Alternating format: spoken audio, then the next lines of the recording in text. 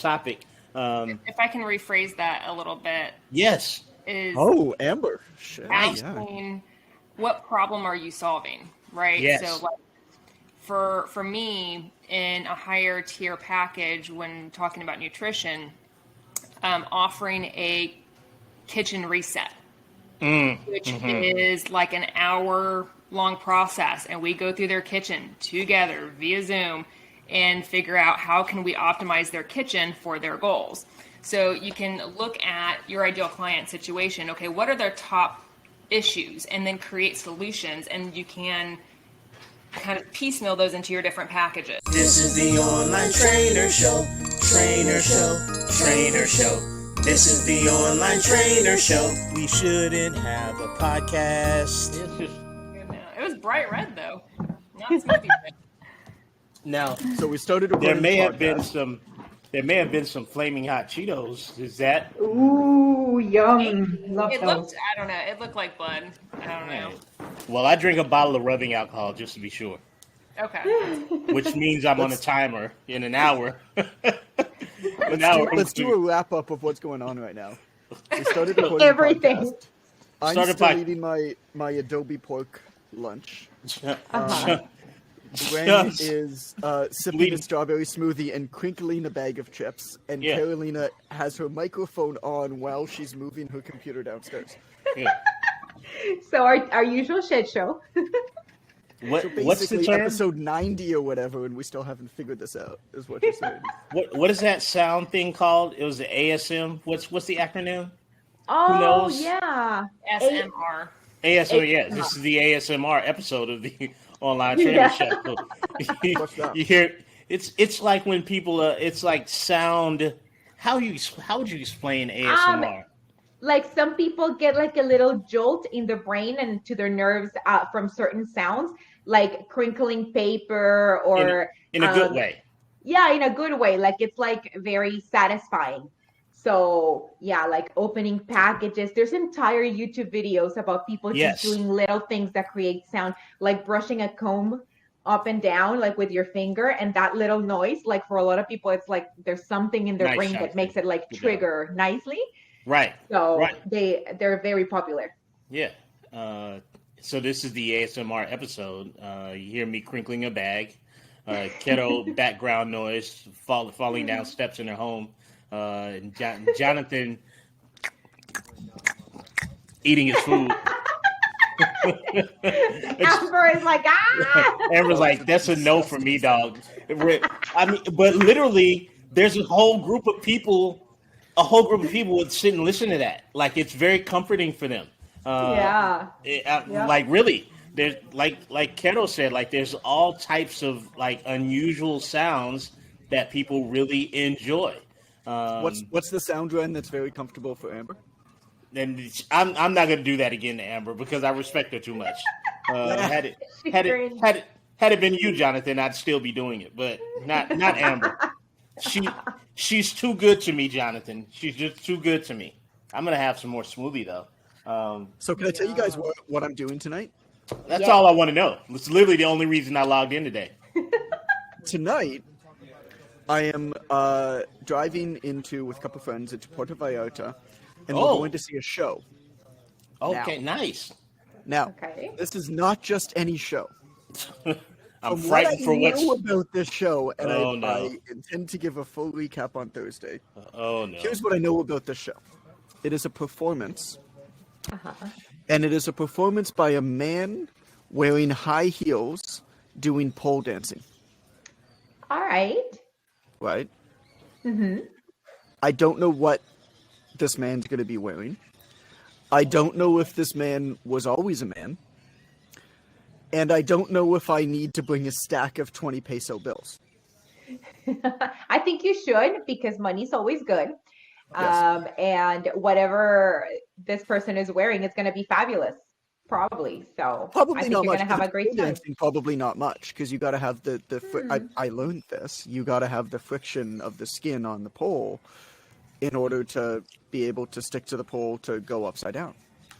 That's what I'm learning. Great point. Yeah, the physics of pole dancing are entirely fascinating. Very So important. Can we talk about it? I learned this from the Jennifer Lopez movie Hustlers, where I was able. First of all, great movie. I'm just saying. Exceptional storyline. Aside from the pole dancing, From there the isn't. You are the kind of guy who reads Playboy for the stories, right? Yeah, you for the Playboy article. You're I that mean, guy. it is a pretty significant entrepreneurial story because do you guys know this is based on a true story? First of all, were you aware of that? Okay, all right. Yes. Keto's off. I can always count on Keto for the pop culture references. You know, Jonathan just looks at me blankly, and a lot of times, Amber just generally doesn't want to be involved. So I don't know if she knows what I'm talking about or not, but she claims a state of ignorance that leaves her uninvolved in the conversation at all times. She'll never really chime in and say, "Oh yes, I'm familiar with this and I enjoyed it." But this is also the person who has a Jewish booster pack for Cards Against Humanity. Let me remind the listeners of that. So many Holocaust references. She's not the innocent that she claims. You put on your little show for us here, Amber, but you're only fooling yourself. She purposefully brought the Holocaust booster pack for Cards Against Humanity to the company retreat of a company run by a Jewish person with 2 Orthodox Jewish people in leadership positions of that company, in addition to the owner. Now, this could have been any booster packs. There are many. There are many. She brought many, My okay? sense of humor is too dark for this show, so I just keep That's it right. That's actually frightening. What was I saying? Oh, J-Lo's booty. So, in the context, gotta redirect. I needed an anchor point so I wouldn't forget the story. But the story is about them being underpaid in a work environment, a la the Online Trainer Academy students that we have, and them finding a way to develop a systematic process of earning income, with the skill set that they had. So they developed a process. They were robbing people, but they developed a process to make greater amounts of income. It's really a good story. It's more of a heist story than it is, a booty shaking story. But I did deep dive into the work because I like to be thorough, and watch some documentaries with J-Lo chronicling not only her workout routine but her practice sessions with the pole. And she was explaining how you defy the gravity and one of the things that she said is that you have to keep the pole particularly dry, and skin has a contact. So, Jonathan, you're right. So, and always take money to any show that has a pole, Jonathan. I can't believe you asked that. Like, that's so disrespectful. This is an entertainer. This man has worked hard to provide an entertaining venue for you and your friends. I hope the Wi-Fi had to go one time. I hope the Wi-Fi donkey is here. I actually had to go one time into the bank. This is years back. And ask for $101 American bills. And it wasn't even for me. That was the worst part. It was for Allison because she was going to a bachelorette party. Nice. She made me go into the bank and ask for $101. She said, "Well, you're the one who has the US dollar account." And that's why she's the doctor. So here's my question. Like, I don't go to a lot of strip clubs. I haven't been to a strip club in many years, basically since university. But like in Canada, so here's the deal for anybody who's not Canadian. In Canada, our smallest bill is $5. Right? Oh, like that's really? too much. I never knew that. That's too much. Right? To throw at, I guess, somebody else. I don't know. I mean, I assume it is. So my question is, what do? Do you just like chuck tooties at her? Like, what do people in Canada do? Excuse me. That's a great question. That's a good question, right? Like, what? How does that work? Or do strippers in Canada just make more money simply because of the way because of the currency? Because the smallest bill is $5. Do they just always get $5 bills versus $1 bills? Do they just do American strippers just like come down to Canada to work? First of all, Jonathan, it's up to Canada. Let's start there.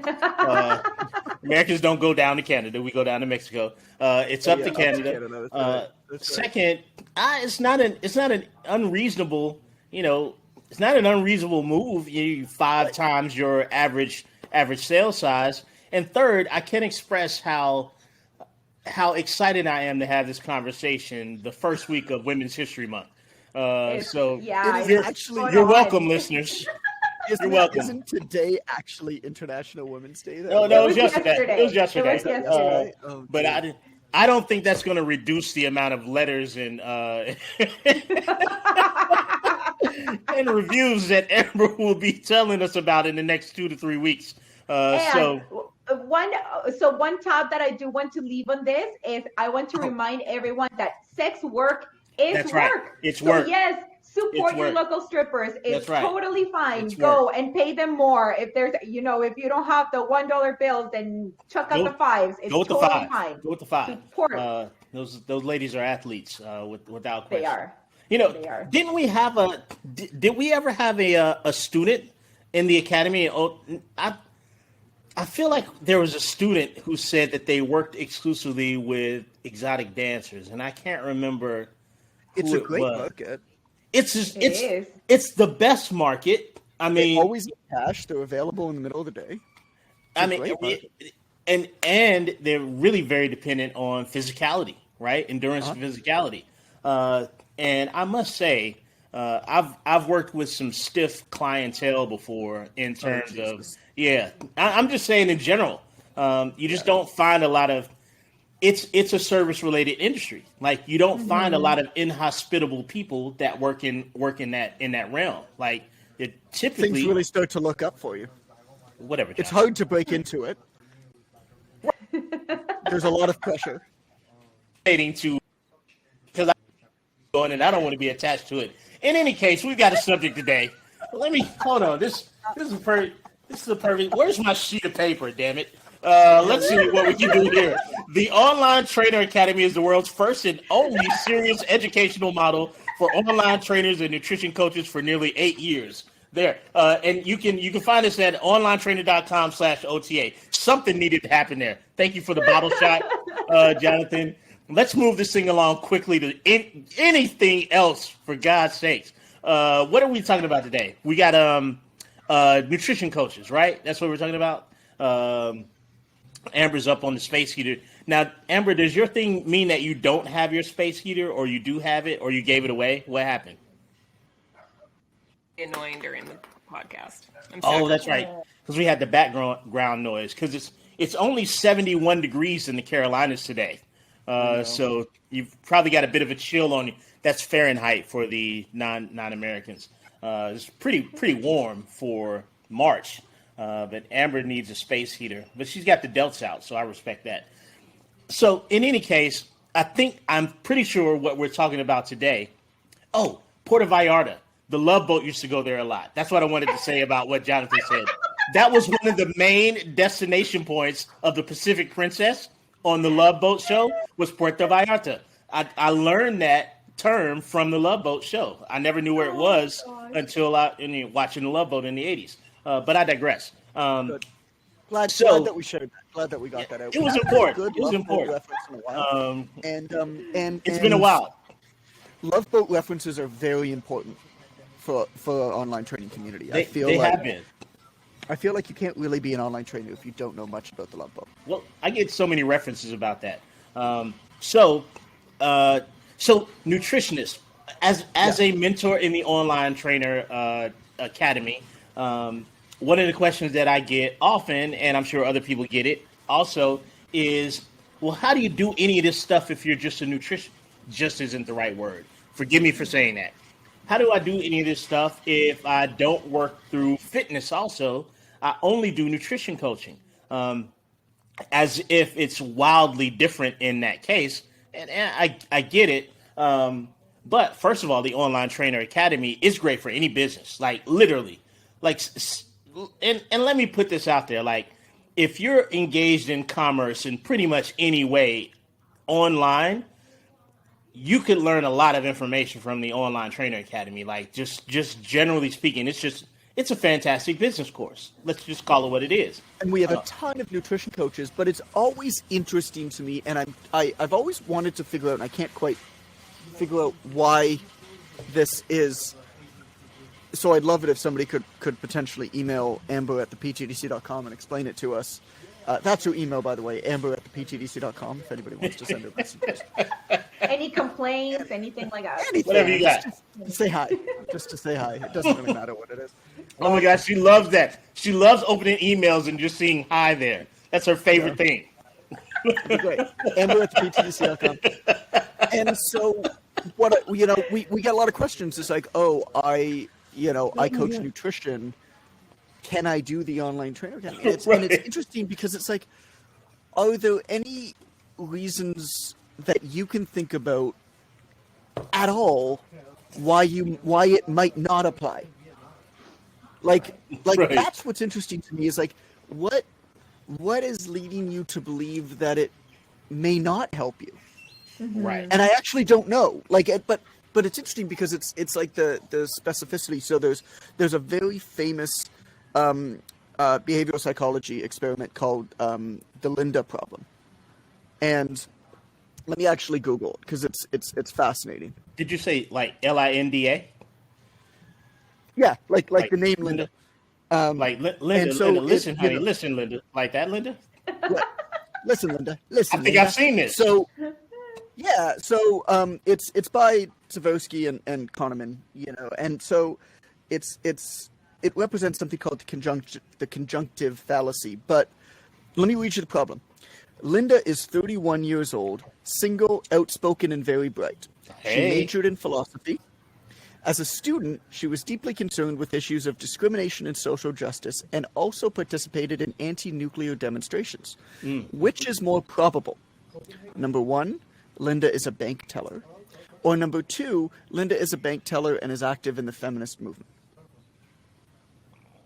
I'd say two. Do I get the guess? Is it okay for me? Okay. Sure. I'd say two. Same. Amber? Amber Okay, doesn't care so enough.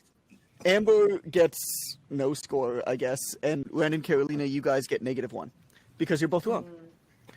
Because the question is, which is more probable? It is impossible for something to be more probable that is more specific. Number one is Linda is a bank teller. Number two is Linda is a bank teller and is active in the feminist movement. By definition, every bank teller who's active in the feminist movement is also a bank teller. So it is literally impossible for somebody to be, for it to be more probable to have the answer as number two. It's a mathematical impossibility.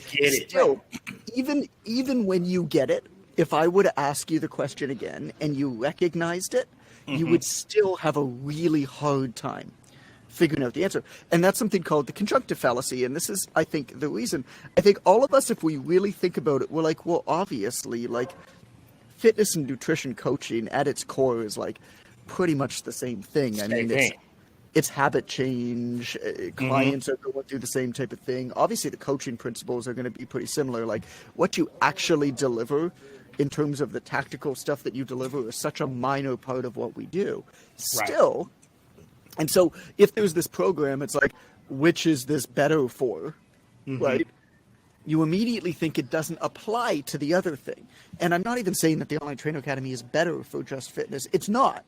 But because it has the name trainer, a lot of people don't think that it is for nutrition coaches. And it falls prey to the conjunctive fallacy, which is why I think we get a lot of those questions, which is really interesting and really important to keep in mind when you're looking at bettering yourself and also working with your clients, is all of us fall prey to the Linda problem. Even when you know that the Linda problem is a thing, you still fall prey to it.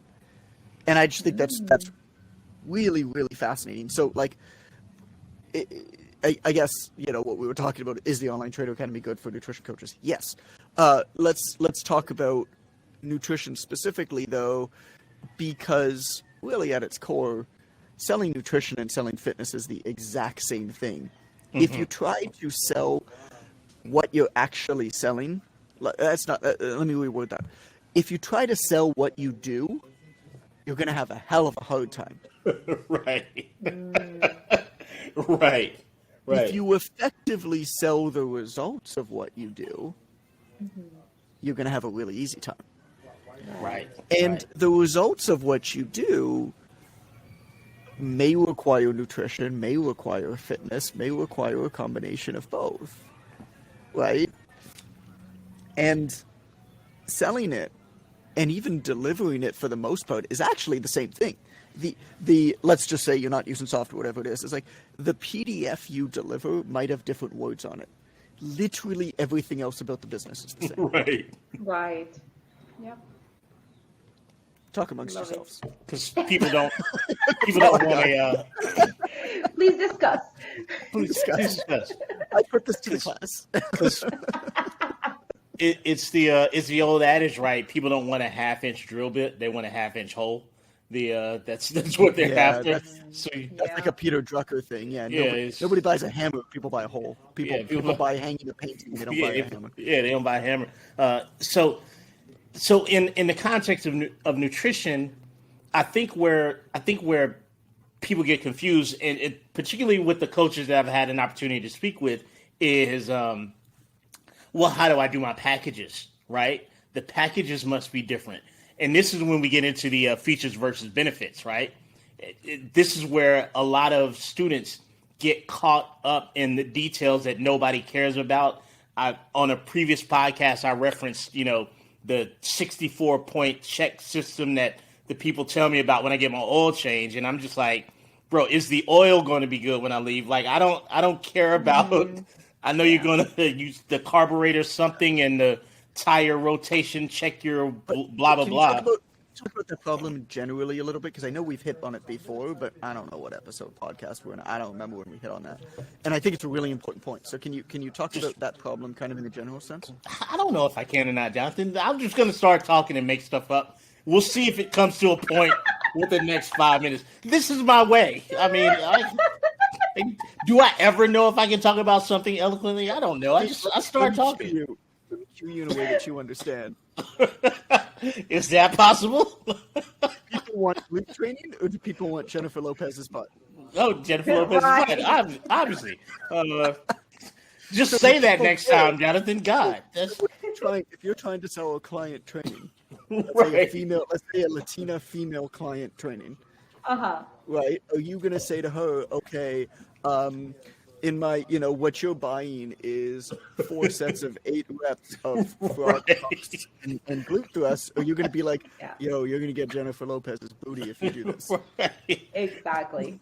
Right. That's so true. So the features versus the benefits, we get caught up in the features because we talk to coaches all day long, right? You're in the online trainer unite thing, and you're in the online student and grads thing, and you're talking coach talk with coaches all day, and we want to impress the other coaches, right? So my features are, I do 3 checkpoints during the week, and I do 2 Zoom calls and 1 text to response call and an automated, and clients are like, I don't know what that means. Like, it sounds great.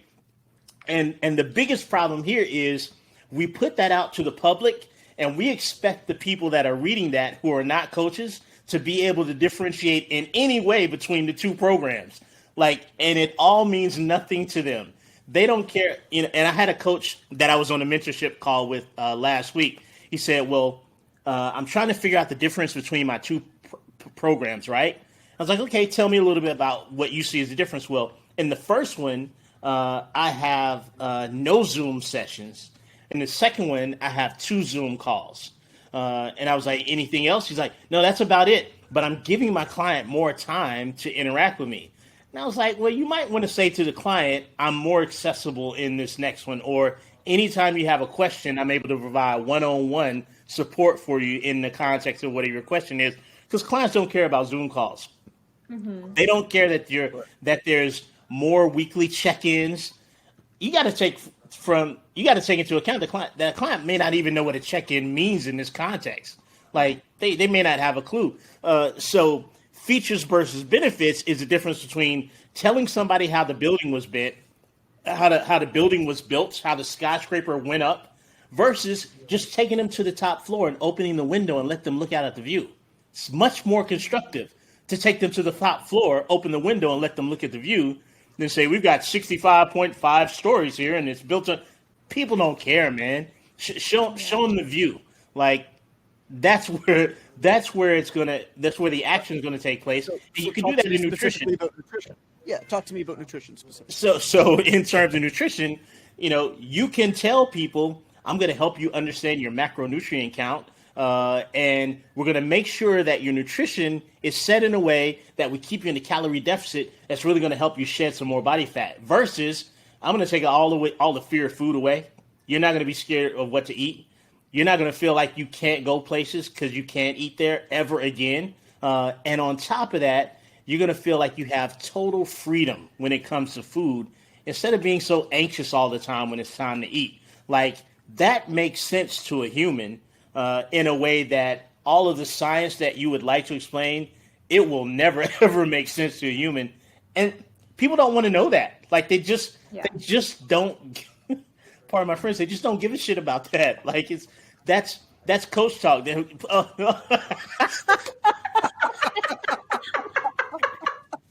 Oh my God. For anybody listening, if you're on YouTube, you just got a treat. But for anybody listening, Catalina has a bright yellow card with black lettering that says request to speak. And I need this to be a GIF so bad, Amber. I don't know if you caught it already. But Keto, if you can lower that and raise it again, it's because I just once more.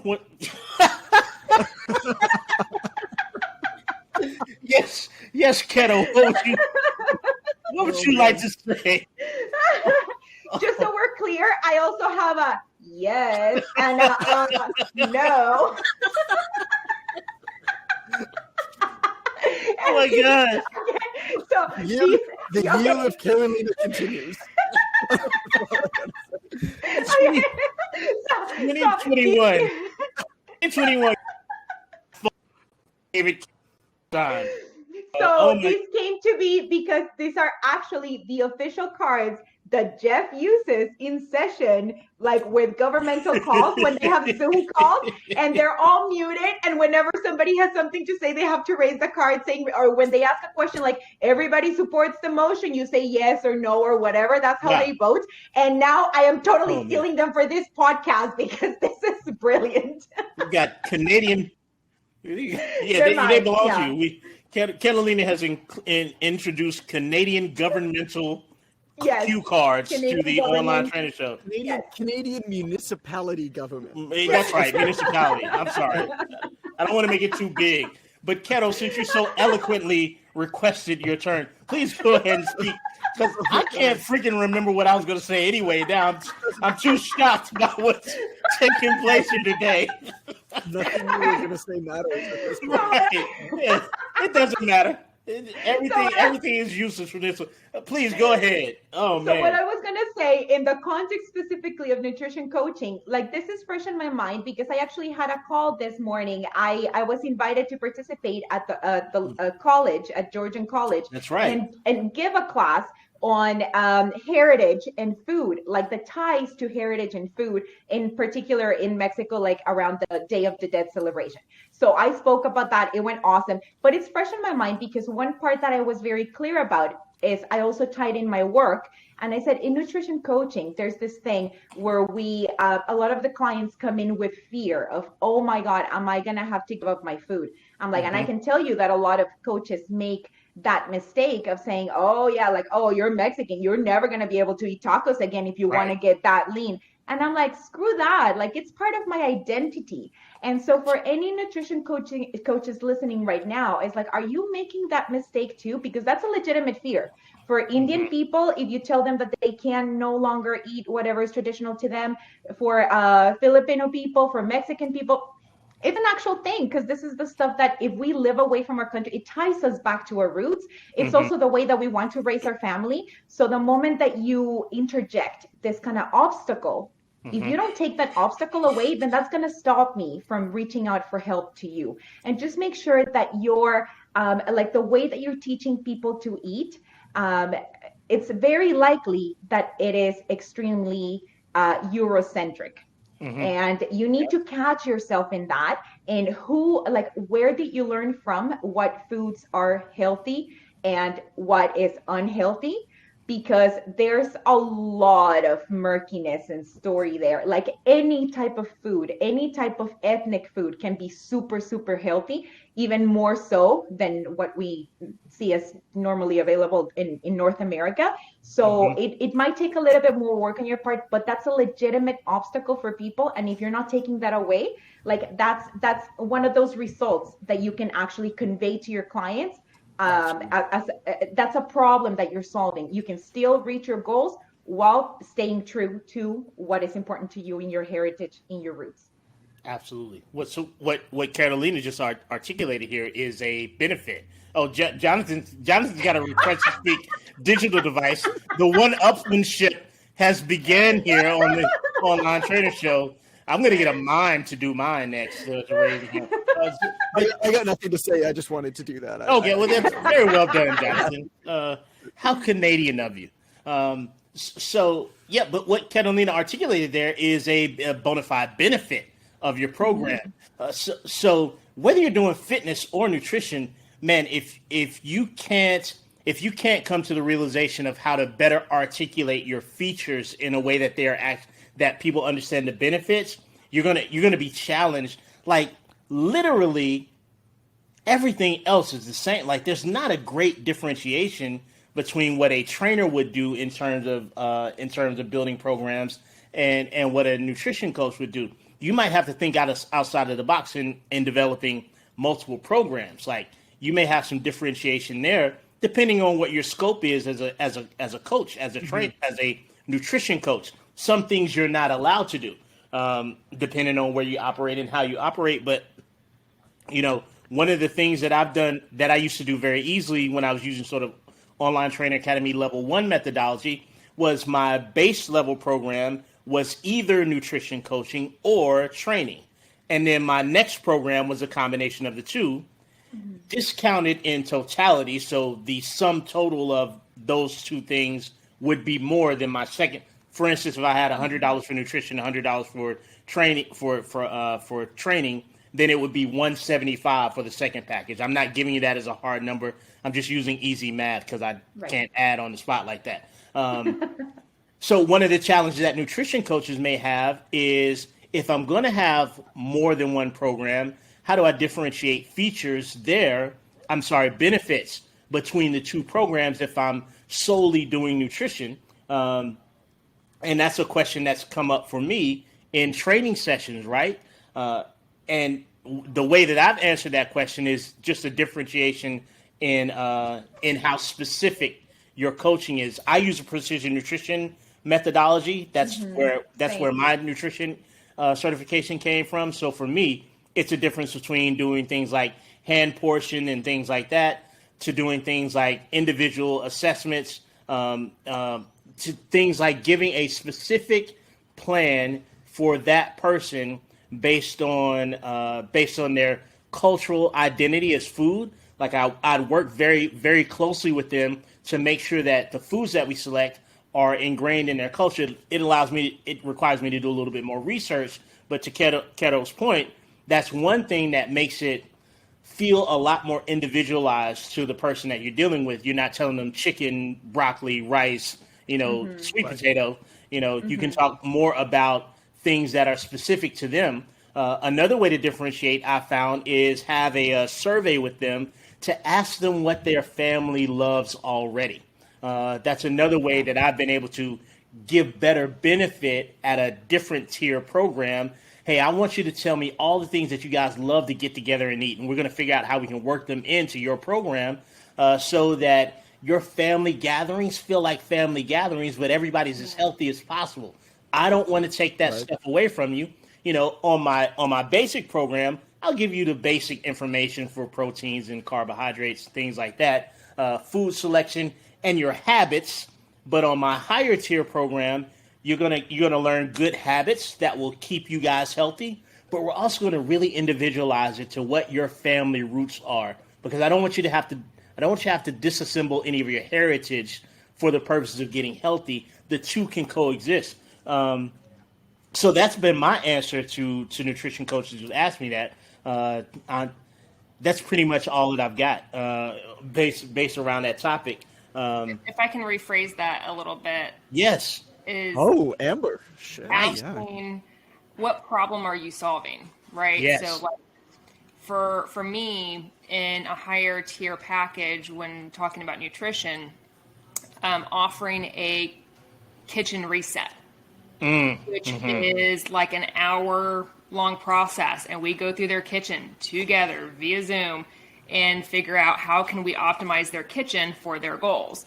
So you can look at your ideal client situation. Okay, what are their top issues? And then create solutions, and you can kind of piecemeal those into your different packages. So if the better you understand your ideal client and their situation and their obstacles, the easier this becomes. So I find for a lot of our students who are like, I don't know what to offer, really the problem is you don't understand your client very well. Right. And you want to do a little bit more research about what their goals are, what their obstacles are, all of that stuff. So if you don't know what to offer, it's because you don't know your client. So you can look at, do a big dig, and what can I solve for them very specifically, and then create those solutions. And you can put those different solutions in different packages. Yes. Wait, that was pretty good. Don't drop your mic, Jonathan. You did. There's another diff. Thank you very much. I'm going to have Right. Keto, will you hold up a yes sign for me for what Amber said? Because I don't have one. No, this is what you start saying. Yes. Oh, yeah. Like, as Jonathan mic drops, there's just too much activity going. There's too much visual activity going on the podcast today. It's alarming. It's usually pretty bad, but it's excessive today. So I just feel like we all did a really good job today, which is why we're so physically excited. And look, it's 1:00, so we're done. So this work is done. I actually legitimately got to go because I got a call right now. So right. I'm just going to leave if you're still going. Have your call, Jonathan. We'll close this thing out. You guys take care of yourselves. Yeah, all right, Jonathan. I know you're double parked. I got my golf cart is double parked outside. I will be back. I'll be back on Thursday to tell you how the high heel male pole dancing show. Please. I'm excited for you. Please, can we name it? Can we name that episode that? High heel male pole dancing, episode 91 or 92. Let's just hope that's all that there is. All right. That's never all that there is, Jonathan. Never. So we talked about stuff today on the Online Trainer Show, and you guys who are nutrition coaches, the gist of it is it's pretty much the same stuff, right? Don't overcomplicate it. I think we believe that you're probably overthinking it when it's literally just you're going to have a few different words in your welcome kit. You're just not going to have a workout. Other than that, it's pretty much the same thing. But don't make the error that we make in terms of the fitness training in regards to your nutrition programs. Don't concentrate on those features. Work your way to the benefits. Amber gave you a great question to ask. What problem am I actually solving? Keto gave you some great information about respecting the cultural food heritage of the client. And that ties back into what Amber said about knowing your client really well, which is really the ultimate issue that you're going to run into, is that you just don't know your client that well. Everything gets easier after that. So once again, we've solved all of your problems on the Online Trainer Show. This one went by kind of fast. It did. Yeah, it really did. Show notes can be found at onlinetrainer.com/podcast and other stuff. And I think we're done now. Are we done? Carolina says, yes, we're done. I've got the green card of acceptance has glided effortlessly across the screen. Keto, how did your talk go though? You never told us how did it go well? You did it. Oh, it was really good. When the talk started, there's students and they're like beginning college, and so they're still a little bit like they don't want to interact too much. But then I know that I killed it because by the end of it, they were like asking questions, having tons of comments, good feedback in the moment. So I was like, yes, it was really good. I don't remember anyone coming to any of my school lectures nearly as entertaining as you, kiddo. Can't imagine what that experience was like for those young impressionable minds. Yeah, we'll know in 4 years, won't we? So thank you for coming to another episode of the Online Trainer Show. We'll see you guys next time. Jingles all around. Jingle for you. You get a jingle, and you get a jingle. Everybody gets a jingle. Jingle, jingle. This is the Online Trainer Show. Trainer Show. Trainer Show. This is the Online Trainer Show. We shouldn't have a podcast.